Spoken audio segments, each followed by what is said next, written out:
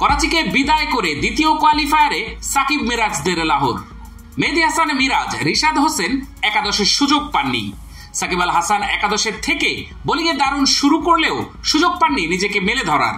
তবে সাকিব মিরাজদের দল লাহোর কালান্দার্স ঠিকই উতরে গেছে এলিমিনেটরে। ডেভিড ওয়ার্নারের নেতৃত্বাধীন করাচি কিংসকে 6 উইকেট আর 8 বল হাতে রেখে হারিয়েছে লাহোর। এতে বিদায় হয়ে গেছে করাচির। শুক্রবার দ্বিতীয় কোয়ালিফায়ারে শাদাব খানের ইসলামাবাদ ইউনাইটেডের মোকাবেলা করবেন সাকিবরা। প্রথম কোয়ালিফায়ারে তাদেরকে হারিয়ে ফাইনালে উঠেছে কোয়েটা গ্ল্যাডিয়েটর্স। গাদ্দাফি স্টেডিয়ামে টস জিতে ব্যাটিং বেছে নিয়েছিল করাচি। টিম শেফার্ড 8 বলে 16 রান করে ফিরলেও দলকে উড়ন্ত সূচনা দেন অধিনায়ক ওয়ার্নার।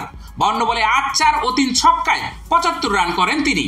শেষ দিকে খুশদিল শাহর 14 বলে 27 রানে ভর করে 8 উইকেটে 190 রানের সংগ্রহ দাঁড় করায় করাচি।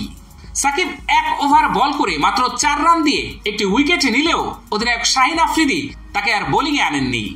জবাবে ফকর জামান আর আব্দুল্লাহ শফিকের ব্যাটে চড়ে জয়ের ভিত পেয়ে যায় লাহোর। ফকর 28 বলে করেন 47 রান।